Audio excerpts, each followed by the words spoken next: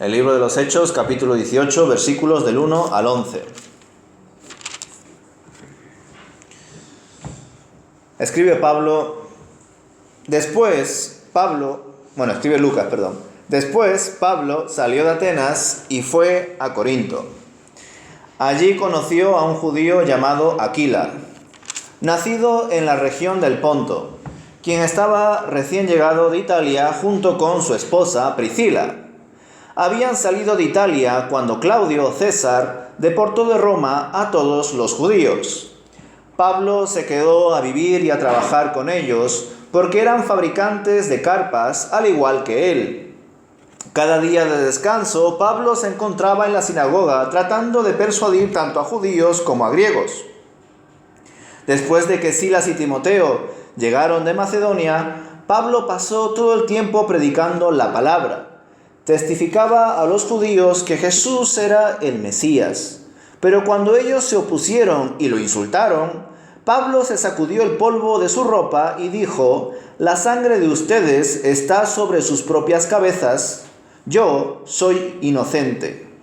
De ahora en adelante iré a predicar a los gentiles». Entonces salió de allí y fue a la casa de Ticio Justo, un gentil que adoraba a Dios y que vivía al lado de la sinagoga. Crispo, el líder de la sinagoga, y todos los de su casa creyeron en el Señor también.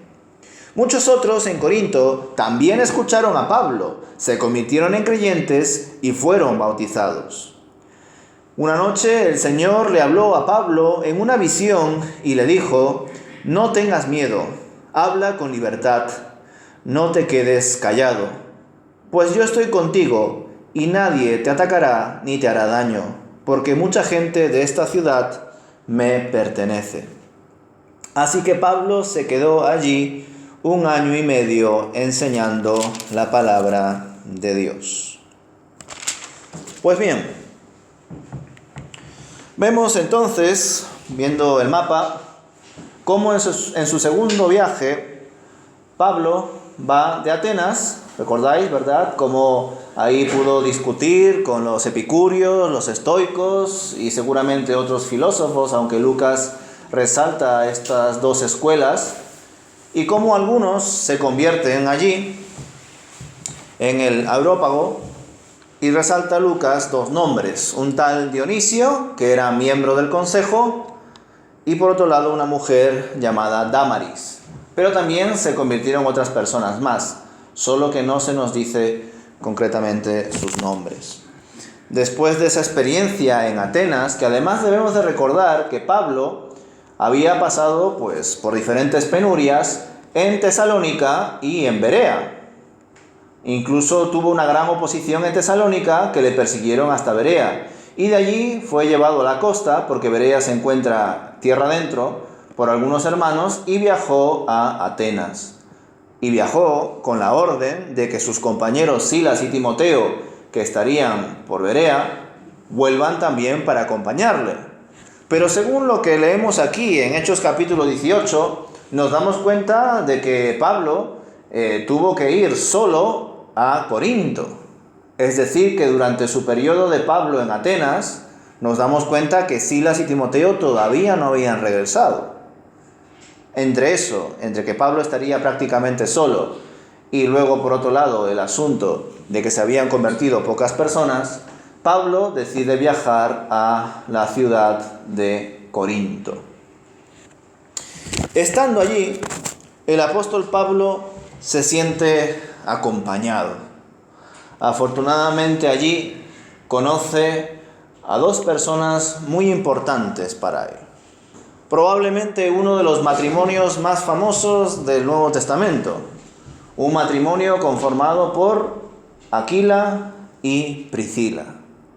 Es impresionante cómo Lucas recoge el testimonio de este matrimonio, porque nos damos cuenta que en esa descripción Pablo primero menciona a Priscila, y comúnmente se escribía en cualquier carta el nombre del hombre y luego el nombre de la mujer.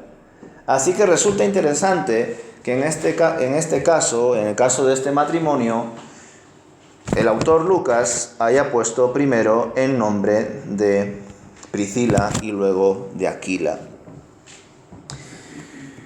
Nos dice el texto que el marido, es decir, Aquila, era natural del Ponto. ¿Y dónde estaba el Ponto? Pues el Ponto está aquí, al norte. Aquí veréis que pone Bitinia y Ponto. Cuando Pablo empezó su segundo viaje, que si recordáis lo empezó por tierra, fue Bernabé y su sobrino Marcos que fueron por mar. Cuando Pablo va por tierra, pasa por algunos lugares de Siria y luego Cilicia, y ya empieza a visitar regiones que él había conocido en su primer viaje misionero, como Listra, Derbe y Iconio probablemente. De ahí, si recordáis, el apóstol Pablo pensaba ir hacia Asia Menor, ¿verdad? Pero el texto nos dice que el Espíritu Santo se lo prohibió. El apóstol Pablo estaba aquí con sus colaboradores y quería ir hacia Asia Menor. Como no le dejó el Espíritu Santo, subió hacia el norte. Y yendo hacia el norte, conforme iba subiendo, él pensó, pues entonces iré a Bitinia, donde también está Ponto.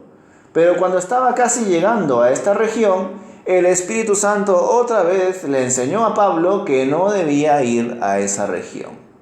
Entonces, como el apóstol Pablo veía que no podía ir ni aquí ni aquí, pues fue aquí. ¿Y aquí qué hay? Troas, el puerto de Troas, donde el apóstol Pablo recibe la visión de un hombre de Macedonia que clama ayuda. Y es cuando el apóstol Pablo, junto con sus colaboradores, entendemos además que ya aquí se suma Lucas, da el gran paso de llevar la misión de Dios a Europa. Porque en el primer viaje solamente había sido Asia. Bueno, concretamente esta parte que hoy en día sería Turquía, ¿verdad? Y luego, pues ya sabemos que por aquí está Siria. Creo que son nombres que nos suenan por los terremotos que han habido recientemente. Bueno, dicho todo esto, hermanos, pues aquí, con este matrimonio, como os he dicho, este hombre, Aquila, era natural del Ponto. Pero Lucas nos dice que no solamente Aquila era natural del Ponto, sino que Aquila había viajado a Roma. Y que desde Roma, junto con su esposa, fueron a Corinto. ¿Y por qué Priscila y Aquila fueron a Corinto? Pues el texto también nos lo dice. Porque el emperador en aquel tiempo había decretado que los judíos que estaban en Roma fuesen expulsados. Y en medio de esa expulsión, pues muchos judíos habrán ido a muchos sitios, y en el caso del matrimonio de Priscila y Aquila, pues ellos decidieron ir a Corinto. Frente al caso, hermanos, de Priscila, no sabemos de dónde era. ¿Era judía o no era judía? ¿Era también del Ponto como Aquila o no era del Ponto? ¿Era quizá romana?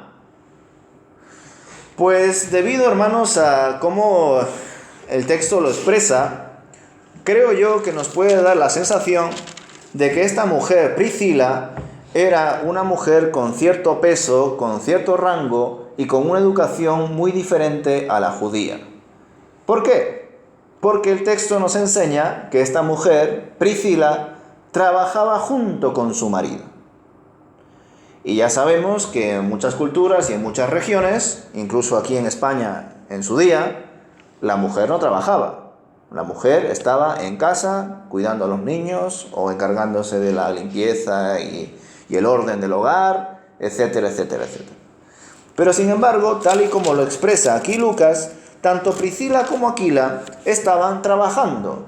¿Y en qué estaban trabajando? Fabricando tiendas o carpas.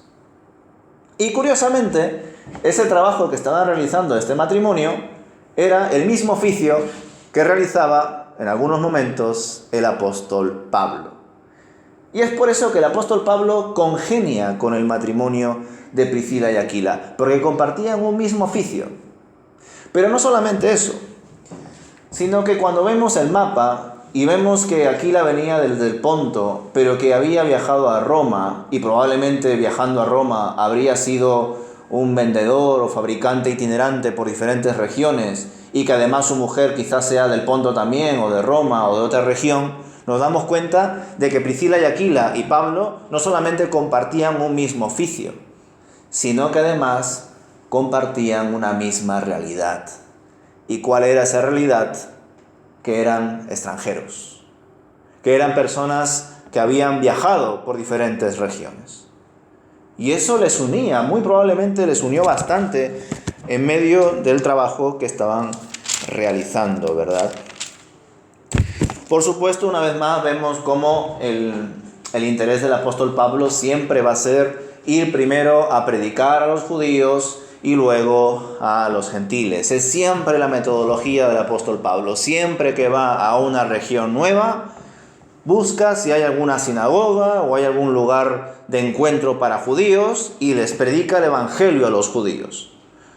Cuando algunos de ellos se convierte, junto con ellos va a los gentiles. Pero cuando casi todos los judíos pues le acaban echando de la sinagoga, el apóstol Pablo entiende que ha terminado su deber con ellos y simplemente va a donde están los gentiles.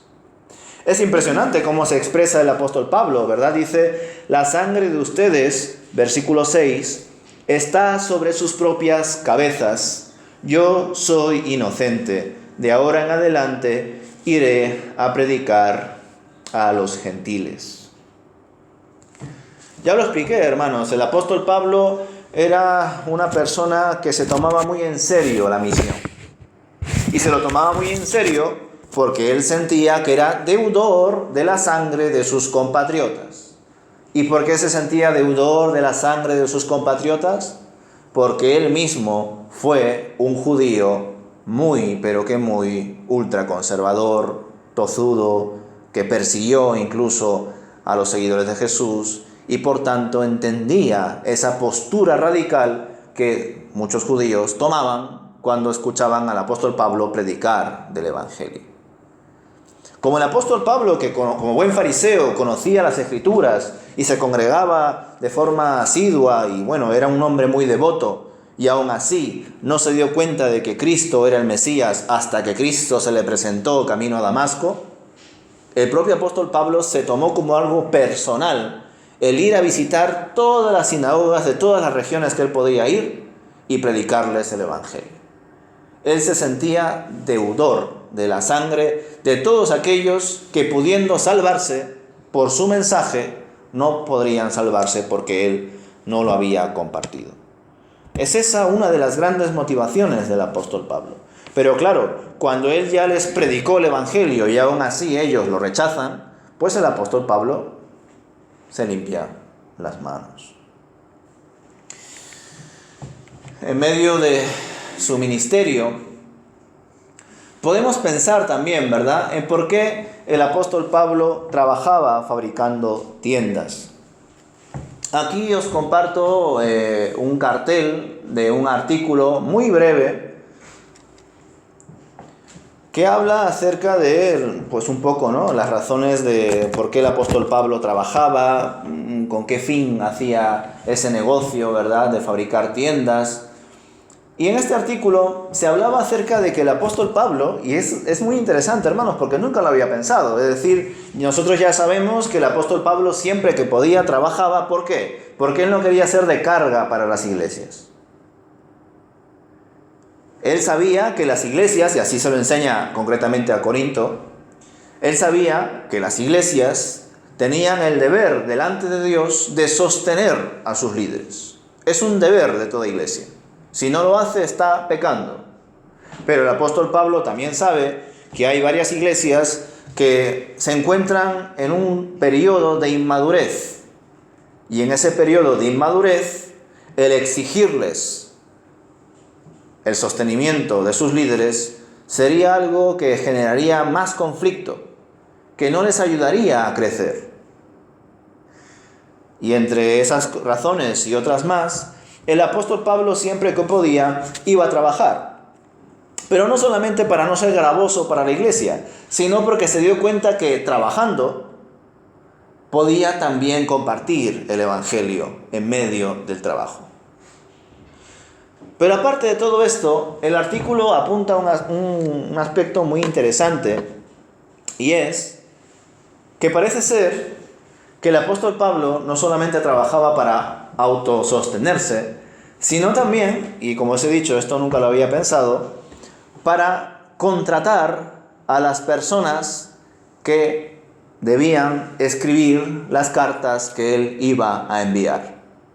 Y yo no sé vosotros, pero yo nunca lo había pensado. Incluso en este artículo se hace una pequeña evaluación, un pequeño presupuesto del costo que implicaría el papiro, la tinta, el escriba, el enviarlo, etcétera, etcétera, etcétera.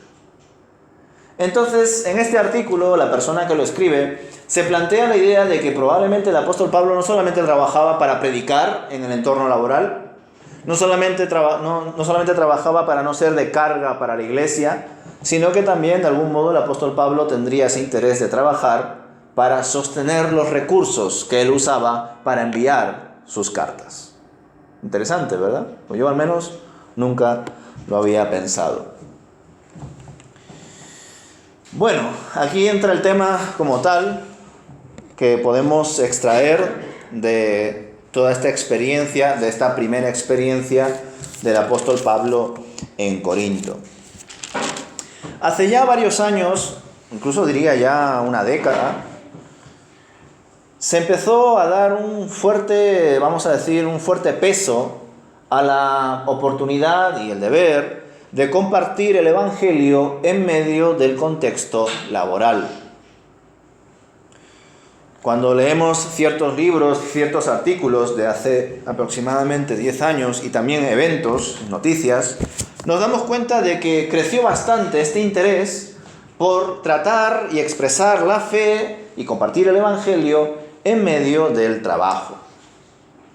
¿Por qué creéis que se dio este énfasis por la fe en el trabajo? Pues porque las iglesias se dieron cuenta de que el mundo estaba muy secularizado, que el mundo ya había dejado atrás todo lo relacionado con la espiritualidad como se observa en siglos pasados.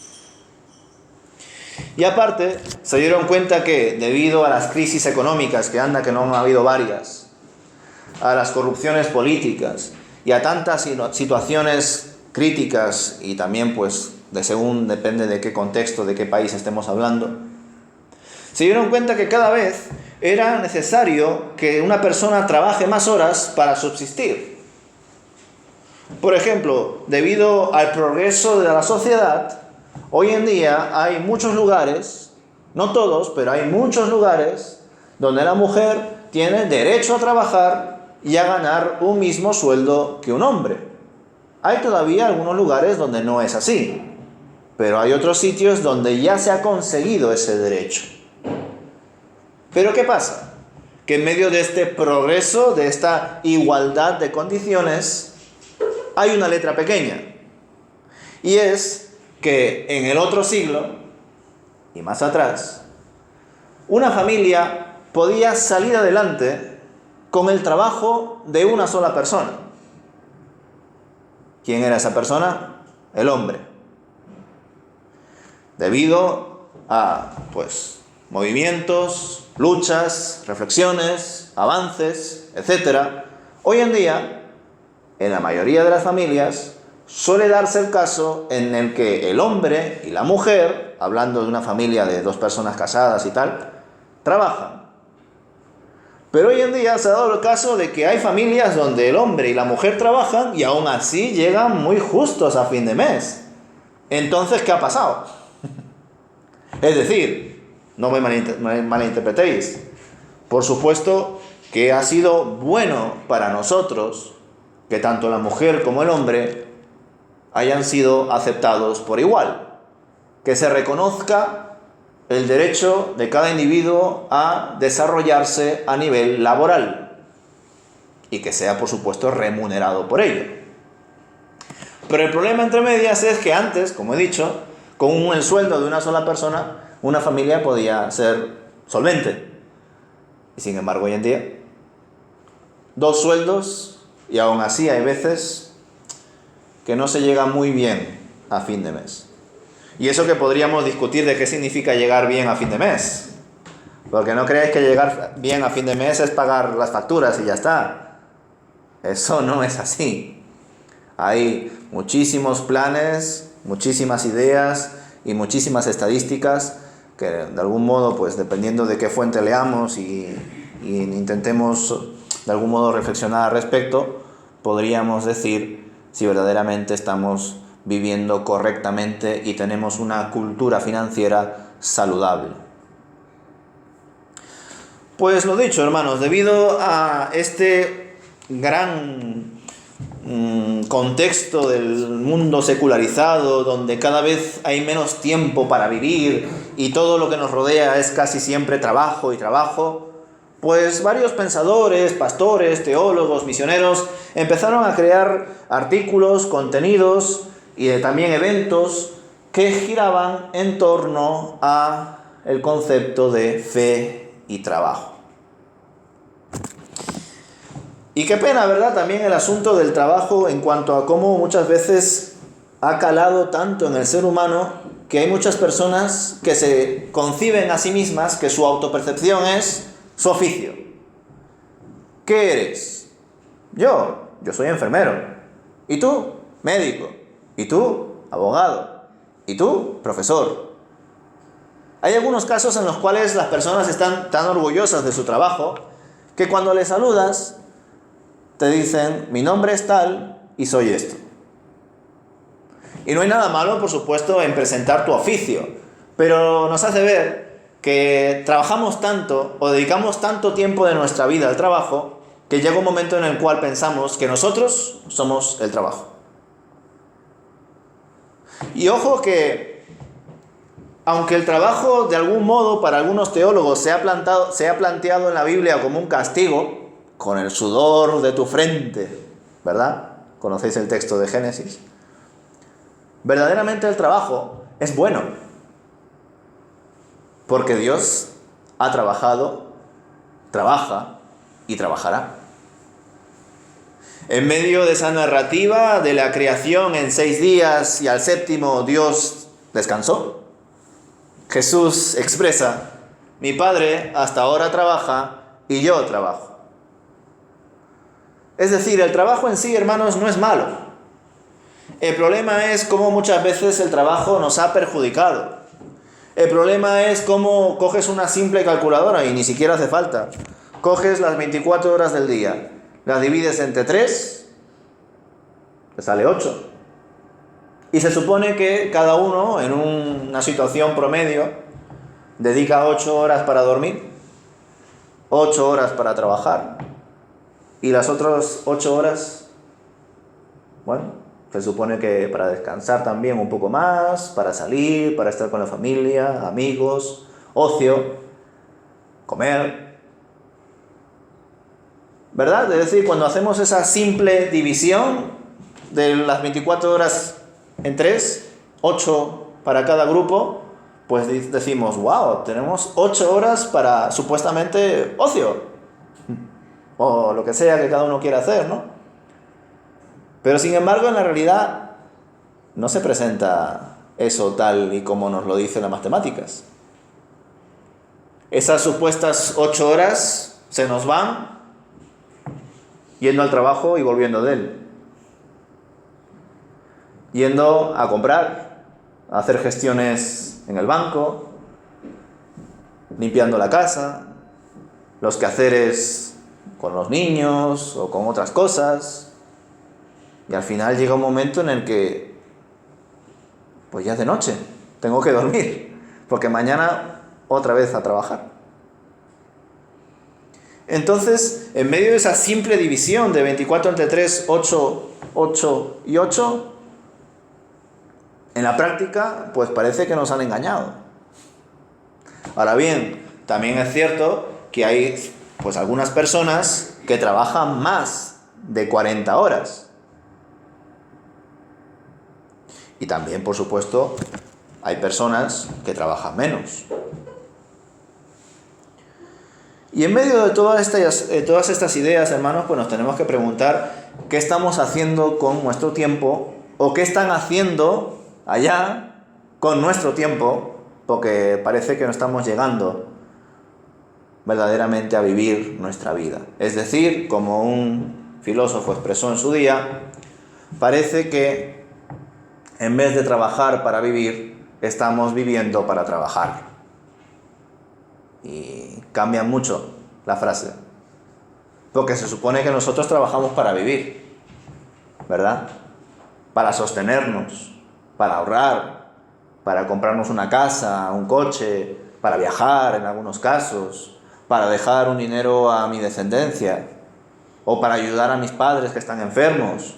Cada uno tiene sus obligaciones y se supone que trabajamos para eso. Pero muchas veces el trabajo pues se ha convertido en la vida en general. Así que, hermanos, por un lado yo creo que esta idea de reflexionar en la fe y el trabajo pues está muy bien, porque sí o sí estamos en la sociedad en la que estamos y muchas cosas tendrían que pasar para cambiar todo este sistema que hemos heredado. Pero desgraciadamente el incidir tanto en la fe y el trabajo deja de lado a aquellos que por diferentes razones no trabajan. Es decir, aquellas reflexiones en torno a la fe y el trabajo, ¿hasta qué punto pueden ser pertinentes para aquellas personas que están en paro? Para aquellas personas que están jubiladas, para aquellas personas que están de baja o que están pues en una situación de salud difícil, delicada. O aquellas personas que debido a su contexto, a su educación, al país donde se encuentran, qué sé yo, él o ella está en casa cuidando a sus hijos y no trabaja, no cotiza y así se va a quedar para siempre. Y la otra persona sí trabaja, sí cotiza y si algo le pasa y está más o menos en un país con las leyes suficientes para subsistir, pues recibirá su pensión si algo le pasa a esa persona que ha cotizado, ¿no? Pero cuando hablamos de todo esto, yo creo que no solamente dejamos fuera de la ecuación a todas estas personas, jubilados, parados, también por supuesto a los jóvenes, niños, adolescentes, que evidentemente, al menos en España, pues no suelen trabajar. Pero aparte de todo esto, está el asunto de cómo Pablo veía el trabajo. Y por otro lado, cómo nosotros vemos el trabajo ahora. Como os lo dije en la otra ocasión, hermanos, la libertad religiosa nos ha dado grandes oportunidades para sostenernos, para expresar nuestra fe, para tener un lugar de culto y con todo en regla, incluso para tener ministros de culto que estén adscritos a una representación, en nuestro caso, pues a Ferede, que nos da un valor legal ante el Estado. Pero es que en los tiempos de Pablo, por supuesto, esto no era así. De hecho, en los tiempos de Pablo, pues no existían muchos oficios que hoy en día existen y que incluso son debatibles. Cuando estuvimos con el Evangelio de Lucas, yo os pregunté, ¿hasta qué punto con esta persona, hemos tratado muchas, estoy hablando ahora en genérico, hasta qué punto esta persona, tras haber recibido el Evangelio y haberse convertido, creéis que ha dejado su trabajo? Por ejemplo, el caso de Mateo. Mateo era un hombre que trabajaba como publicano. ¿Y qué era un publicano? Era un recaudador de impuestos. Para el pueblo judío en aquel tiempo, un traidor de la patria, de la nación. ¿Por qué? Porque recaudaba dinero de sus compatriotas para dárselo al Imperio Romano y además ya era casi una costumbre entre el gentío el saber que los publicanos inflaban esos impuestos porque de ahí ellos mismos extraían su sueldo. Y como no había nada legislado, como por ejemplo hoy en día se hace, pues muchos publicanos inflaban tanto los impuestos y se adineraban tanto a costa de la pobreza del pueblo. Nosotros vemos, hermanos, que cuando Mateo entiende que lo que estaba haciendo estaba mal, pero que Dios le perdona y le da una nueva vida, leemos ahí que Mateo no solamente se convierte, sino que abandona su trabajo. Y abandona su trabajo porque se da cuenta de que su trabajo no es compatible con su fe. Y esa es una reflexión que nosotros también debemos tener ahora. Imaginaos que una persona trabaja en una empresa donde hay un montón de malversación, dinero negro, tienen a personas de forma ilegal y a saber qué más. Imaginaos que una persona, un individuo de esa empresa conoce el Evangelio, se convierte, se considera cristiano. ¿Creéis que esa persona se podría quedar en esa empresa o debería de dejarla? O por ejemplo, un individuo que trabaje pues en centros de ocio, bares pues de mala fama, o lugares donde hay pues muchísima inmoralidad. ¿Creéis que esa persona que trabaja ahí y que ve todo eso y que lo ve como algo normal, pero que en un momento dado se convierte, podría verdaderamente decir soy cristiano y seguir en ese lugar de trabajo? Un político. Imaginaos que un político, que anda que no salen políticos aquí en la Biblia que se convierten, que está atados de pies y manos en un sistema totalmente corrupto, donde todo es enchufismo, sobres, conoce el Evangelio. ¿Podría continuar siendo político? Pues probablemente no. O al menos no en ese sistema de gobierno. De hecho, esa fue una de las, vamos a decir, refutaciones que os compartí con el tema de Gamaliel. Gamaliel ha sido considerado el maestro del apóstol Pablo. Y algunos teólogos creen que Gamaliel, en un momento dado, se convirtió al cristianismo. Pero que pese a haberse convertido al cristianismo, continuó dentro del consejo de ancianos, donde ya sabemos que había muchísima corrupción en Jerusalén.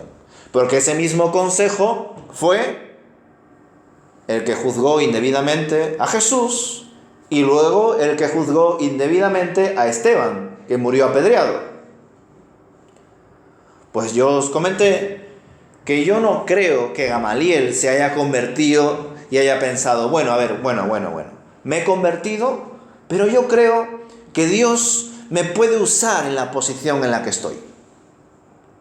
Puedo votar en contra cuando de repente se propongan pues diferentes pues situaciones y puntos del día en sus reuniones que estén en contra de la voluntad de Dios. Yo personalmente no creo que eso haya sido así.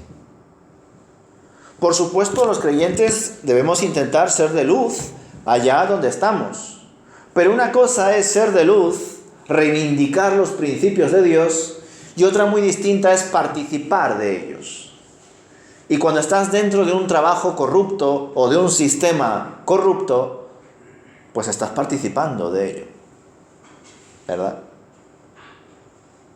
En este caso, por ejemplo, entendemos que de algún modo Pablo no solamente compartió el Evangelio con muchísimos judíos y gentiles y también en su entorno laboral, sino que el apóstol Pablo discipuló a Priscila y Aquila.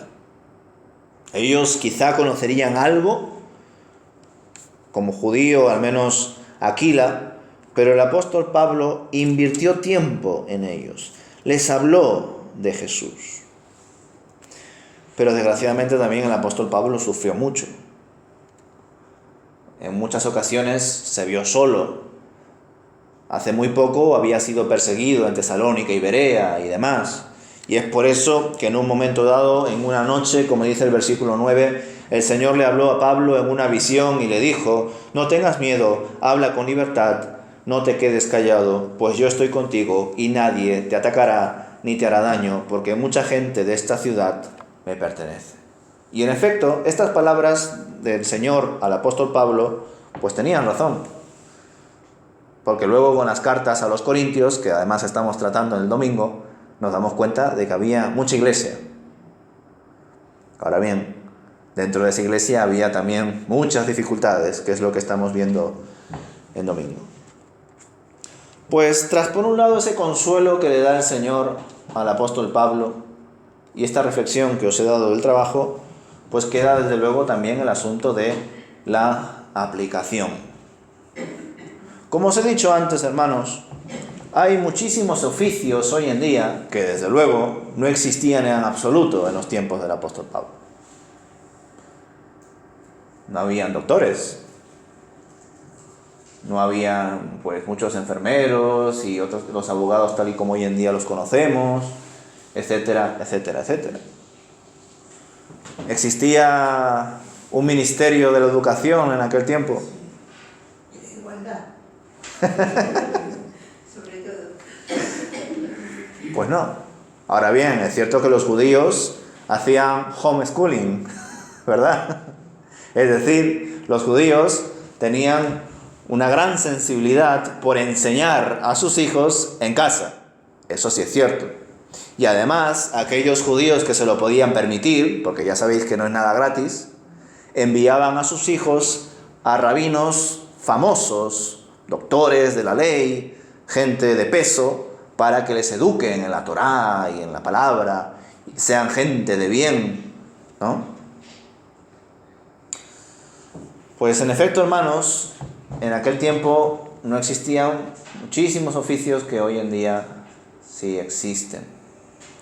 Entonces, cuando hablamos de la fe y la oportunidad de compartir el Evangelio en el trabajo, de vivir tu fe en el trabajo, pues a veces nos perdemos ante esta realidad.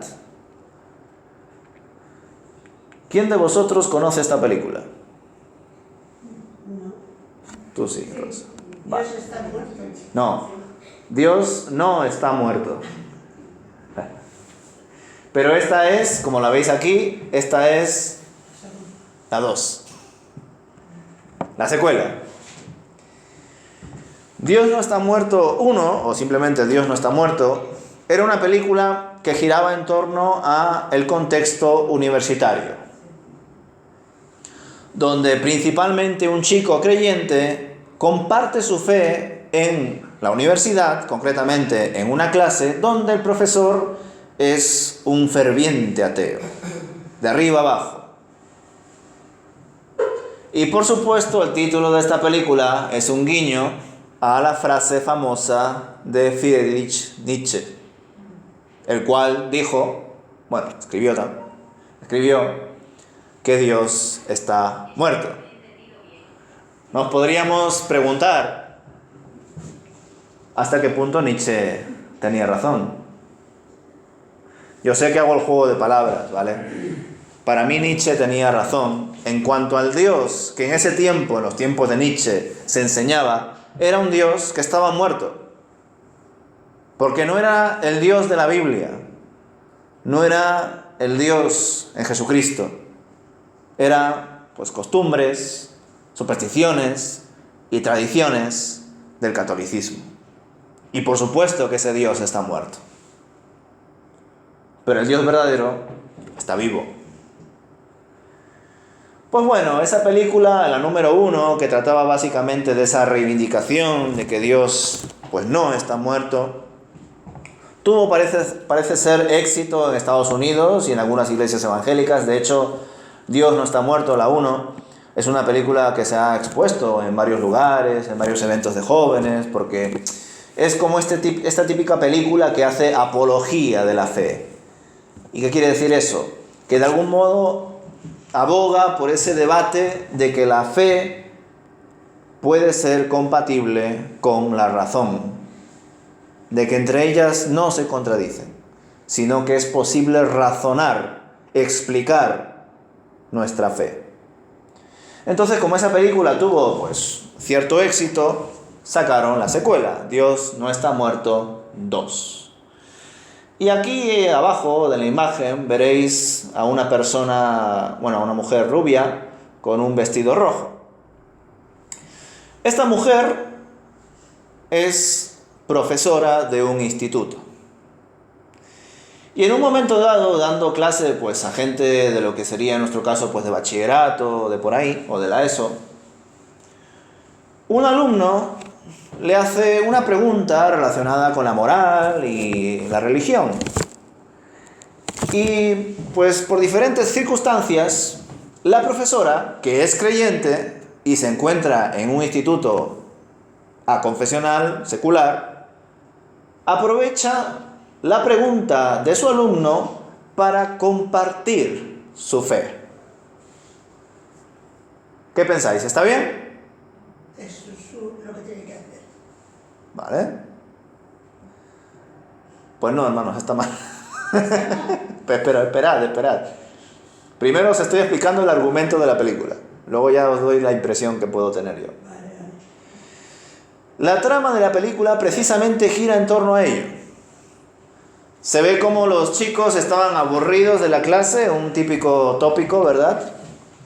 Y de repente, algunos de los chicos y chicas, al ver que la profesora empieza a hablar de su fe personal en una clase que no tiene que ver con la fe evangélica, sino que están tratando diferentes asuntos de la moral, la filosofía, etc., la empiezan a grabar para luego denunciarla por hacer proselitismo en un instituto donde se debe respetar la libertad religiosa. La cual, como ya os expliqué y os lo vuelvo a decir, hermanos, la libertad religiosa no solamente es: tú quieres ser musulmán, muy bien; tú quieres ser judío, muy bien; tú quieres ser gnóstico, muy bien; yo soy evangélico, buenas tardes. La libertad religiosa no solamente significa eso, sino que también significa: ¿y tú eres ateo? Sí. De acuerdo, estás en tu derecho. Porque dentro de la libertad religiosa está el derecho de no querer recibir ninguna religión. Y por tanto, esa libertad religiosa, hermanos, nos tiene encadenados. Porque es, según como se enfoque, incluso un delito el que yo me atreva a predicar el evangelio que yo creo a un judío, a un musulmán, a un gnóstico, a un ateo. ¿Por qué? Porque estoy probablemente dando la sensación de manipularle, de imponerle mi fe, de meterle mi religión, en definitiva, proselitismo. ¿Cuál es la diferencia, hermanos, entre el proselitismo y la evangelización? Esa es una muy buena pregunta, ¿la sabéis? Yo diría que siempre que la persona que venga a ti te pregunte, quiere saber. No, pero ¿cuál es la diferencia entre proselitismo y evangelización? Pues el proselitismo es coadyuvar, empujar, Vale. tratar de convencer. Tiene que ser convencer, porque demostrar, nadie puede demostrar nada. Algunos historiadores, cuando empezaron a evaluar el gran acontecimiento del descubrimiento de América, expresaron que lo que pasó allí no fue una evangelización, sino una cristianización. Lo que se expresó ahí no fue cristianismo, sino que fue cristiandad. Primero la espada y luego la Biblia. Es que Dios nunca dijo que fuera con la espada. Por supuesto. Pero lo que varios historiadores concuerdan es que lo que se hizo en el descubrimiento de América fue, pues, desde luego, Una una masacre y una imposición de la fe. Ahora bien, hay algunos que argumentan que puede ser, pero hay que también considerar cómo vivían algunas tribus y expresiones indígenas en aquel tiempo. Es decir, algunos entienden que es posible que en aquel tiempo los soldados y sacerdotes que iban a América y que impusieron su cultura y su religión por encima de la que estaba ahí vigente, de algún modo no estaban haciendo tan mal, porque entre ellos se decapitaban, se abrían el canal, hacían sacrificios a la tierra, al agua, al sol. Pero tú estás hablando del siglo XV, pero es que aquí ha ocurrido hace 60 años. La Iglesia Católica siempre ha sido así. O en este país, hace 40 años, o eras católico o no podías ir ni al colegio. Y nadie te decapitaba ni te hacía nada de eso. Yeah. Siempre ha sido así, a la fuerza. Por eso yo creo que la reacción que tiene la gente ahora es justo lo contrario. Como no le obligas, ahora no quiero nada. Entonces, hermanos, la pregunta que nos debemos hacer es precisamente esa. ¿Qué está haciendo la Iglesia en medio de la misión? ¿Verdaderamente está evangelizando o lo que está haciendo es proselitismo? Y otra vez, tratando esos dos conceptos para seguir arrojando luz, yo creo, hermanos, que en determinados momentos hay pues ciertos eventos o ciertos movimientos que practican algunas iglesias que a mí me parecen proselitismo. La evangelización es la exposición del contenido del Evangelio, donde se muestra la soberanía, poder, amor, perdón y muchos otros atributos de Dios en Cristo Jesús, en comparación, en contraste a el pecado, el estado caído, la muerte del ser humano. En medio de esa exposición de ese evangelio hay un llamado, hay una resolución. Cree en Jesús y serás una nueva criatura. Arrepiéntete de tus pecados y el Señor te perdonará y te dará la vida eterna. Por supuesto, el evangelio es mucho más, pero en líneas generales os he expresado algunos apuntes del evangelio. Cuando nosotros exponemos ese evangelio donde Dios es exaltado y todo ser humano es humillado, el individuo debe de dar una expresión personal de que acepta ese evangelio, de que cree en ese Dios y de que quiere vivir esa fe en comunidad. Esa expresión es íntima y personal, pero es una expresión, es una reacción donde el Espíritu Santo actúa. Por tanto, aunque nosotros como hijos de Dios hacemos la acción de evangelizar, el que verdaderamente opera de forma milagrosa en esa acción es el Espíritu de Dios. Esa es la evangelización. El proselitismo es usar ciertos contenidos del Evangelio de la Biblia para generar en ti miedo, superstición, dependencia, aprobación social y sentimientos similares. Es decir, yo te estoy convenciendo, te estoy coartando, te estoy engañando y manipulando para que tú creas que si tú vienes aquí, te congregas, ofrendas, trabajas en asuntos relacionados con las actividades de la iglesia y 3 o 4 cosas más, el Señor te va a bendecir. No vienes, no te congregas, el Señor te va a dar un castigo, te va a dar una plaga, tus hijos te van a salir enfermos, tus padres les va a pasar algo malo, a ti te vas a quedar sin trabajo, etcétera, etcétera, etcétera. Hay iglesias, hermanos, que funcionan así. Y por tanto no están evangelizando, están haciendo proselitismo. Están engañando a la gente con el fin de que vayan a sus iglesias, se congregan y cuando haya fotos, haya noticias, digan: mirad qué iglesia más grande, somos 300, 500 personas. ¿Pero por qué están esas 300 y 500 personas allí? ¿Verdaderamente porque se han convertido? ¿Verdaderamente porque han recibido el Evangelio? ¿O porque quizás se les ha manipulado para estar ahí? Porque quizás la razón por la cual se congregan es porque socialmente se sienten aceptados. Tienen algo con lo que entretenerse. Y no es así, hermanos. La iglesia no es un lugar donde solamente nos reunimos para charlar, o para debatir, o para hacer un cineforum, o para tomar un café, o para saludarnos entre nosotros. La iglesia contiene todo eso, pero no es eso. La iglesia es mucho más. Y desgraciadamente hay personas que toman la iglesia pues como si fuera la reunión cultural de tal sitio, o el tiempo que paso con algunos amigos en el bar, o jugando al golf, o el fútbol, es decir, como si fuera una actividad más de su agenda. Y la iglesia no es eso, no es para nada eso.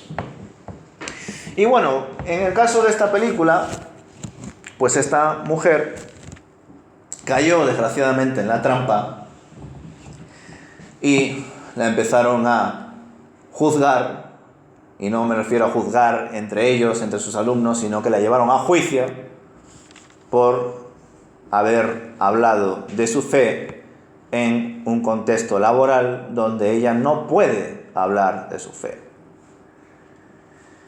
Y claro, cuando pensamos en los diferentes oficios que hoy en día existen, hermanos, ¿qué pensáis? ¿Quiénes creéis que pueden hablar de su fe? ¿Y quiénes no pueden hablar de su fe? Pues hermanos, desgraciadamente hay muchas personas que no pueden, no deben hablar de su fe, entre otras cosas porque hay un código deontológico que se los prohíbe. Tú puedes ser todo lo piadoso y creyente que quieras, que si siendo psicólogo, profesor, abogado o médico, por dar 4 ejemplos, tú hablas de tu fe en tu lugar de empleo, y si tu jefe o un compañero tuyo se entera, está en su derecho y hasta incluso en su deber de denunciarte. Porque estás hablando de algo que no tiene nada que ver en tu lugar de trabajo. Y por tanto, estás violando el código deontológico. Y claro, en el caso de un psicólogo, un profesor, un doctor que se encuentra ante una situación en la cual, vamos a decir, tiene cierta autoridad o cierta posición de influencia, es aún peor. ¿Por qué? Porque el doctor está tratando generalmente ¿con quién? Con personas enfermas. Los profesores se están tratando generalmente ¿con quién? Con personas que tienen menos años que ellos y que se están formando. Los psicólogos, bueno, no sigo. Ya se ha entendido la idea. Y esta es la realidad, hermanos. La realidad es que aunque muchas veces se diga, wow, sí, qué bueno es vivir la fe en el lugar de empleo, debemos hacer misión en el entorno laboral. Es cierto, debemos hacerlo. Bíblicamente se nos enseña que Pablo lo hizo, que Jesús, siempre que podía, también lo compartía. Pero ¿cómo podemos aplicar de verdad eso en el contexto en el que vivimos ahora, hermanos? Ya lo dije también en su momento. Cada vez que leemos lo que hace Pablo, todo el rato está yendo de un lugar a otro. ¿Y a dónde va él? Va primero a la sinagoga, a predicar el evangelio a los judíos. Y ya os lo dije, hermanos, hoy en día sería impensable que hoy vaya a un lugar donde se practique una religión diferente a la mía y que encima vaya ahí a decirles, esta es la verdad. Hoy sería impensable, sería denunciable, hasta incluso sería denunciable el hacerlo dentro de nuestro contexto evangélico. Sería muy mal visto que yo como pastor entienda que la iglesia que está, yo que sé, a 15 calles de aquí, evangélica, por ejemplo, es una secta. Yo estoy convencido, estoy hablando hipotéticamente, ¿no?, que la iglesia que está a 15 calles de aquí es una secta. Y todos nosotros también estamos convencidos de ello, por diferentes razones.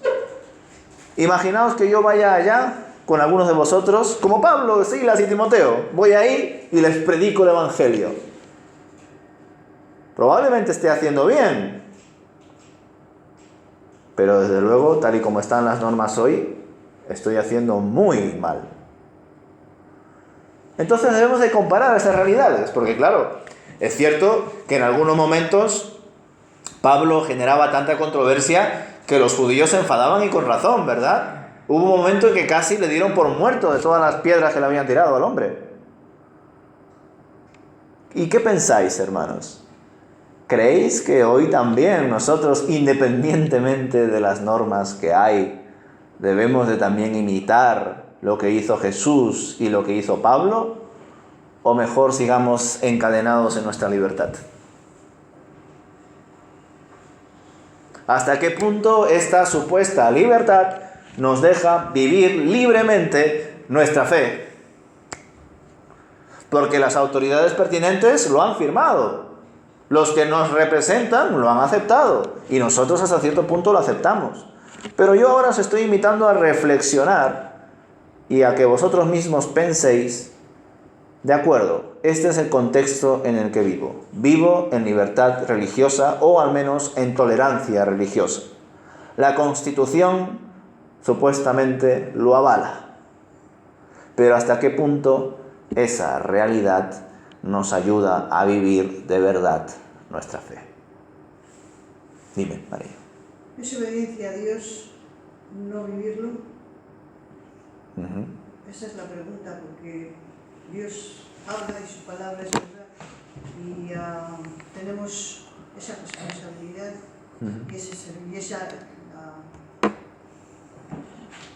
y también ese privilegio, ¿no?, de comunicar el evangelio. Y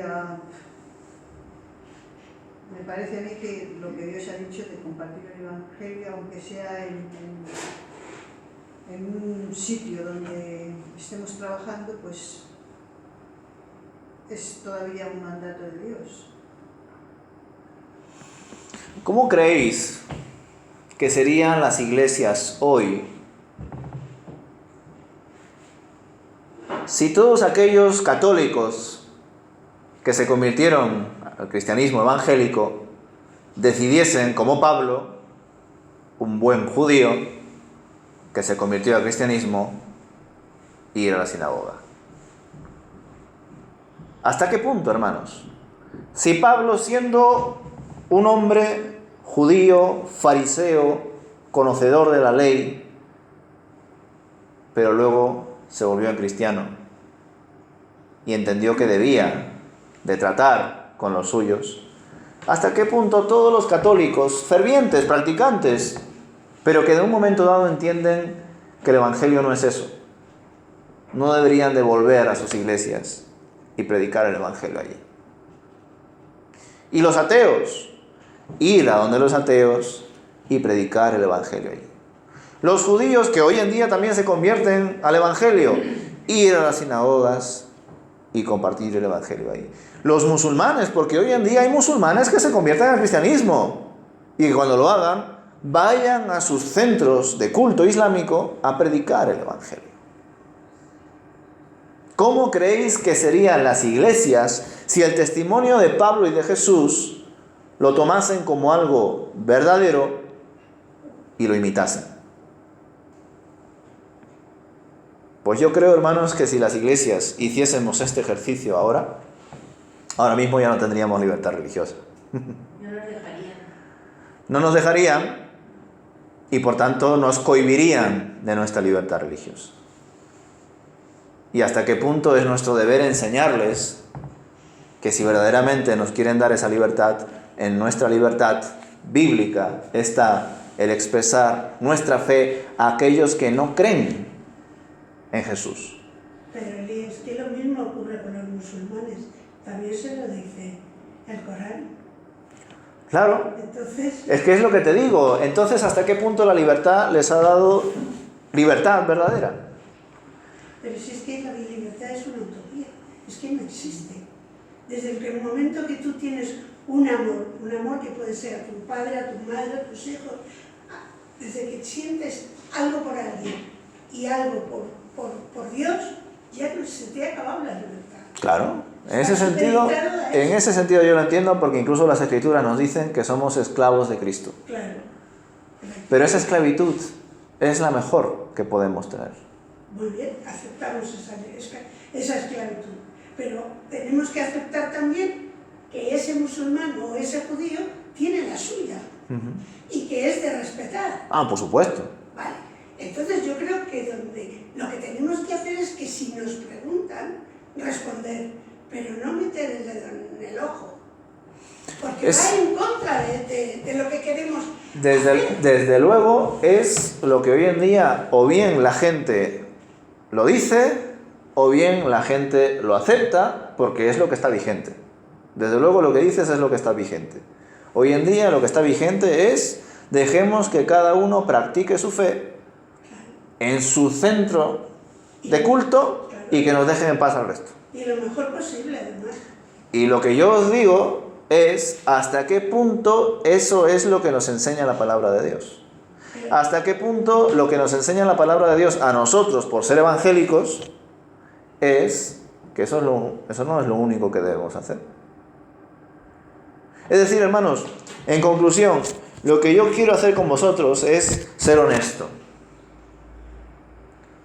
Y quiero ser honesto porque cuando toca este texto, que como os he dicho, mucha gente lo ha usado para hablar de la misión en el trabajo, la fe en el trabajo, pues hermanos, yo quiero ser honesto con vosotros. Y como quiero ser honesto con vosotros, os digo de que yo os puedo decir que ojalá os esforcéis por compartir vuestra fe en vuestro lugar de trabajo, pero que desgraciadamente hoy, en el día en el que vivimos, es muy difícil hacer eso sin que te acaben echando de tu trabajo. Para mí un modelo de comportamiento es, por ejemplo, Mandela. Salió después de 30 años de estar torturado y perdonó a todo el mundo, bueno, según, no lo he conocido ni sabéis, pero según cuenta la historia, fue así, se negó a devolver golpe por golpe. Eso para mí es un ejemplo de haber entendido la Biblia, aunque a lo mejor no sé si la leería alguna vez, ni siquiera sé si tendría religión, pero, o también de la India, ¿cómo se llama? Gandhi. Siempre pagó con amor, y yo creo que eso es lo que más nos ha pedido el Señor. Amarás a Dios y amarás a tu hermano como a ti mismo. Eso es lo que yo tengo metido en la cabeza. Lo demás son apreciaciones, no lo sé, no sé explicarlo, pero si tú te riges por esas dos normas, vas a llegar al final, yo creo. ¿Y qué hacemos con nuestros pecados, Carmen? Pues es que amando a Dios y amando a tus hermanos como a ti mismo. Ya, pero es que no llegas a Dios si no es por Cristo. Pues puedes rezar y pedir perdón, pero lo que no puedes hacer es coaccionar a la gente para que crea lo que nosotros creemos. Es que es inútil, es que habrá un rechazo. Es que esa es la línea delgada, Carmen, entre lo que estoy diciendo que es la evangelización y lo que es el proselitismo. El proselitismo es coaccionar, es manipular, es entrometer, es gritar sobre otro para que acabe aceptando lo que tú quieres, que eso incluso hasta ha pasado ¿cómo se llama? Dentro de situaciones de investigación ante un crimen, ha pasado como en algunos casos los sospechosos han acabado confesando un crimen que ellos mismos no han hecho por la presión de los detectives que les estaban entrevistando. Desde luego, eso no es lo que debemos hacer. Y desgraciadamente tenemos buena parte de esa etiqueta, porque desgraciadamente muchas iglesias a lo largo de la historia han hecho esa mala práctica de coaccionar a la gente, obligar a que creas en lo que yo creo. Y eso, por supuesto que no hay que hacerlo, Pero en conciencia también debemos hacer lo que Jesús y Pablo hacían. Es decir, la mayor expresión de amor por el prójimo es desear su libertad en Cristo. Y es precisamente eso lo que expresaba Pablo. Pablo sentía que era su deber, pese a que muchos no querían, ir a las sinagogas y predicarles el Evangelio, porque ellos vivían en una mentira. Ellos vivían en una esclavitud. Ellos pensaban que por hacer sacrificios o por ir los sábados del día de reposo a la sinagoga y por hacer oraciones en voz alta y golpearse el pecho, pensaban que por hacer esas cosas iban a obtener el perdón de Dios. Y sin embargo, Pablo les enseñó que solamente en Cristo obtenemos la salvación y el perdón de nuestros pecados. Es que todo eso lo puedes hacer por amor a Cristo. Por supuesto. Y los pecados, Dios nos ha creado pecadores. No podemos aspirar a ser perfectos, porque no existe. Somos pecadores. Y en donde estemos, y a lo largo de nuestra vida, cometeremos pecados. Pues habrá que pedir perdón y esperar en su misericordia. No podemos hacer otra cosa, no podemos flagelarnos. De que no se puede. Por eso, por supuesto, y yo creo que ha quedado claro, yo no os he dicho ni lo que tenéis que hacer, ni lo que no tenéis que hacer. No os he dicho lo que tenéis que pensar, ni lo que tenéis que dejar de pensar. Yo simplemente os he invitado a reflexionar si verdaderamente la situación en la que nos encontramos ahora es compatible con lo que nos está enseñando la palabra de Dios. Cuando vimos Lucas, en Jesús, cuando estamos viendo ahora Hechos, en Pedro, Pablo y compañía. Porque son ejemplos claros de cómo debemos de comportarnos. Y quizá es difícil de aplicar todo lo que vemos aquí, no solamente porque estamos en otro tiempo, sino porque quizá este tiempo, este mundo, está gobernado por un ser que no está para nada interesado en que vivamos lo que Dios quiere que nosotros vivamos. Nuestro deber es, por supuesto, ir al mundo y hacer discípulos en todas las naciones. Pero en medio de ese gran proyecto donde todos en verdad, desde el más pequeño hasta el más mayor, se convierte en un misionero, pues debemos de entender nuestra realidad. No podemos decir, venga, evangelizad y ya está. Debemos de reflexionar cómo podemos evangelizar, cuáles son las consecuencias de compartir mi fe. Porque habrán días donde compartiendo nuestra fe perderemos nuestro empleo, donde compartiendo nuestra fe nos meterán a la cárcel, donde compartiendo nuestra fe sufriremos y mucho. Porque esos días están escritos, días de persecución, de dificultad, de catástrofes naturales. Algunos dicen que esos días ya llegaron. Otros dicen que todavía van a ser peores de los que están ahora. Pero independientemente, hermanos, de que ese día esté cerca o no tan cerca, nosotros debemos de cumplir con las órdenes de Dios. Y para ello debemos de reflexionar en si verdaderamente lo estamos cumpliendo y si no lo estamos cumpliendo, ¿por qué? Porque verdaderamente no podemos. Quizá porque el sistema en el que nos encontramos no nos deja, nos tiene atados de pies y manos en esta supuesta libertad religiosa. Pues pensémoslo, porque hay muchísimos creyentes que piensan que la libertad religiosa que hoy en día tenemos es casi lo mejor del mundo. Pero hay otros que no. Pero independientemente de esas expresiones, que algunas incluso pueden estar más politizadas que otras, debemos de pensar qué es lo que quiere el Señor.